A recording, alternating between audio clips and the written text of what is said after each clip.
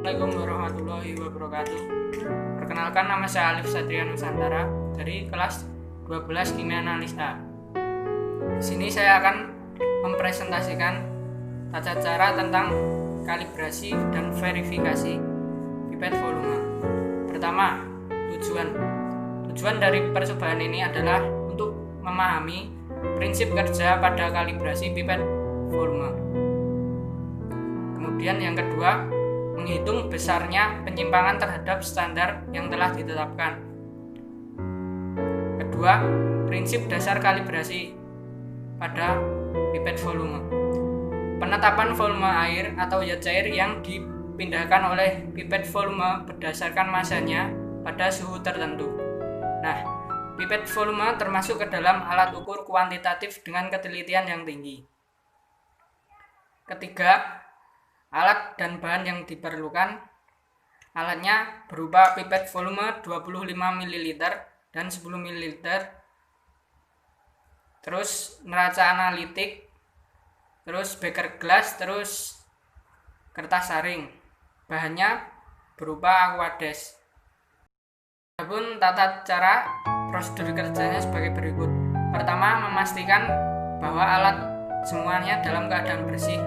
Kedua, pencatatan dan pengamatan spesifikasi alat mulai dari nama alat, merek, kapasitas, faktor koreksi jenis alat, dan suhu pengukuran. Setelah itu dilakukan penimbangan beker gelas kosong dan dicatat sebagai data A. Kemudian keempat, pipet volume diisi dengan Aquades dilebihkan di atas tanda tera. Setelah itu baru dipaskan pada meniskusnya, dipaskan secara hati-hati. Yang kelima, pipet volume yang berisi Aquades tersebut dimasukkan ke dalam beker gelas. Nah, pipet volume tidak boleh dimiringkan, jadinya beker gelas yang dimiringkan dengan menempel pada ujung pipet volume dan dinding beker gelas agar semuanya volume dalam pipet volume mengalir ke dalam beker gelas. Yang keenam, ditimbang beker gelas yang berisi Aquades tersebut pada neraca analitik dan dicatat sebagai data B. Kemudian yang ketujuh, prosedur ketiga dan keenam diulangi 3 kali pengulangan agar dimaksudkan untuk data tersebut bervariasi dan lebih akurat. Yang ke-8, diukur suhu Aquades tersebut menggunakan termometer untuk menentukan densitas Aquadesnya. Ke-9, dilakukan prosedur ini pada pipet volume 10 ml dan 25 ml. Ini merupakan data pengamatan dari kalibrasi pipet volume. Bisa dilihat seperti ini. Selanjutnya, ini adalah data yang diperoleh setelah dilakukan perhitungan. Pada pipet volume 10 ml diperoleh volume terukur 9,94 ml. Pada pipet volume 25 ml volume terukur diperoleh 24,82 ml. Penyimpangannya pada pipet volume 10 ml diperoleh sebesar negatif 0,06 ml. Sedangkan pada pipet volume 25 ml didapatkan penyimpangan sebesar negatif 0,18 ml. Lanjut ke pembahasan.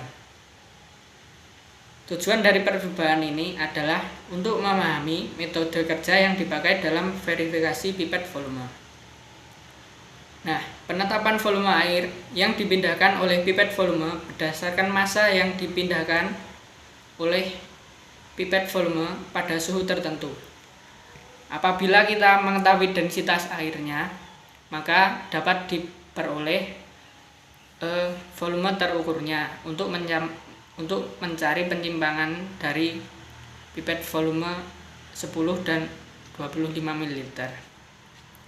Dari data di atas diperoleh rata-rata berat Aquades pada pipet volume 10 ml sebesar 9,9194 gram dengan densitas 0,997914 gram per mililiter, sehingga diperoleh volume terukurnya sebesar 9,94 ml dan penyimpangannya sebesar negatif 0,06 ml.